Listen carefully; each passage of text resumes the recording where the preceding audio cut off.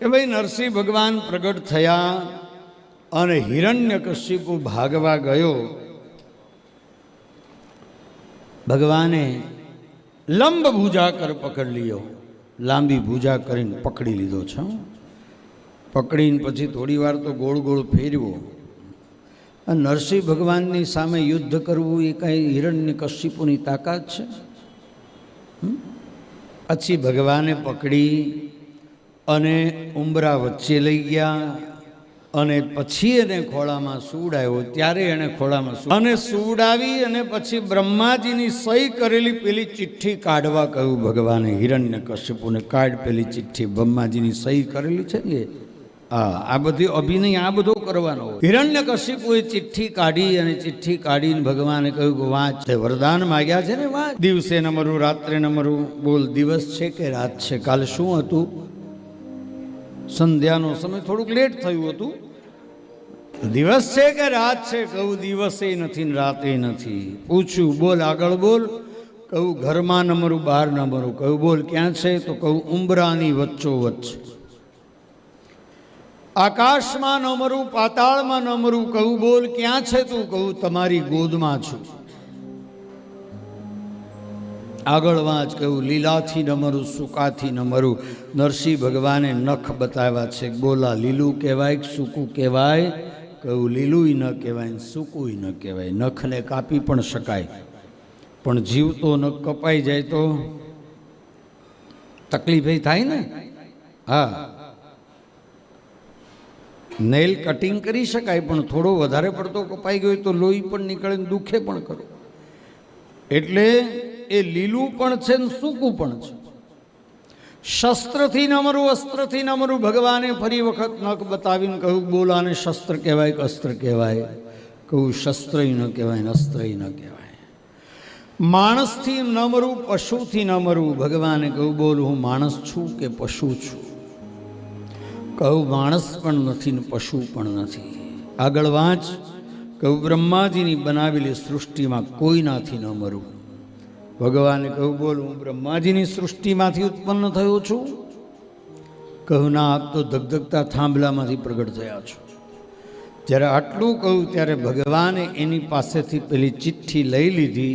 એ ચિઠ્ઠીને ફાડી નાખી છે. આજે બ્રહ્માજીની સહી કરેલી ચિઠ્ઠી આજ ભગવાને ફાડી નાખી. રદ બન્યા કાગળો એક એવી ગતિ, ફેંસલો નાથ નરસંગ આપે. પણ લેખ કાગળ લખ્યા તાત પ્રહલાદ કાળને જીતવા કલમ ટાકી. વર્ષના વર્ષ વિચાર કરીને લખ્યું, માગતા નવ રહ્યું કાંઈ બાકી. દેવ સૌ પાળતા સહી વિરંચી તરી, દેવ દો દેવીએ જગત થાપે. રદ બન્યા કાગળો એક એવી ગતિ, ફેંસલો નાથ નરસંગ આપે. આજે બ્રહ્માજીની સહી કરેલો કાગળ હતું ને રદ્દી બની ગયું. ભગવાને કાગળને ફાડી અને પોતાના નખ છે હિરણ્યકશિપુની છાતીમાં ભરાવ્યા. ત્યારે અને ભરાવી હિરણ્યકશિપુને ચીરી નાખ્યો છે. ને આજ ભગવાન ક્રોધાવેશમાં ગર્જના કરે છે, સિંહ ગર્જના. હિરણ્યકશિપુના અસ્થિ પંજરને પોતાના કંઠમાં નાખી અને ગર્જના કરી રહ્યા છે. ભગવાનના ક્રોધને શાંત કરવા માટેનો પ્રયત્ન બધા કરે છે, પણ ક્રોધ શાંત થતો નથી. નારદજીને થયું કે લક્ષ્મીજીને હું લઈ આવું તો કદાચ ક્રોધ શાંત થાય. વૈકુંઠમાંથી લક્ષ્મીજીને લાવ્યા છે અને લાવી અને લક્ષ્મીજીને અભિમાન આવ્યું કે હમણાં શાંત કરી દઉં. અને લક્ષ્મીજી આવ્યા,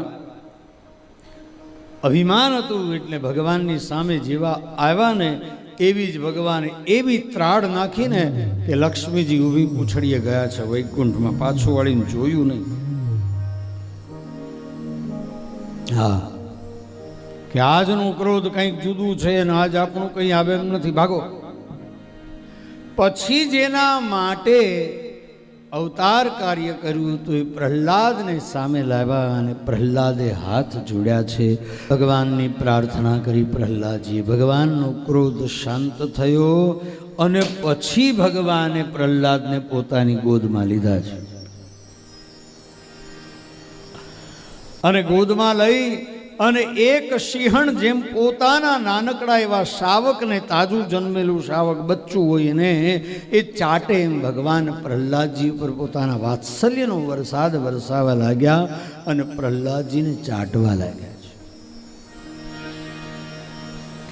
અને વાત્સલ્યનો વરસાદ કરી અને ભગવાન પ્રહલાદજીને પૂછ્યું કે પ્રહલાદ, આપની નિર્ભયતા અને આપની ભક્તિથી હું પ્રસન્ન થયો છું, હવે માગો. જ્યારે માગવા કહ્યું ત્યારે પ્રહલાદજીએ કહ્યું, પ્રભુ શું માગો?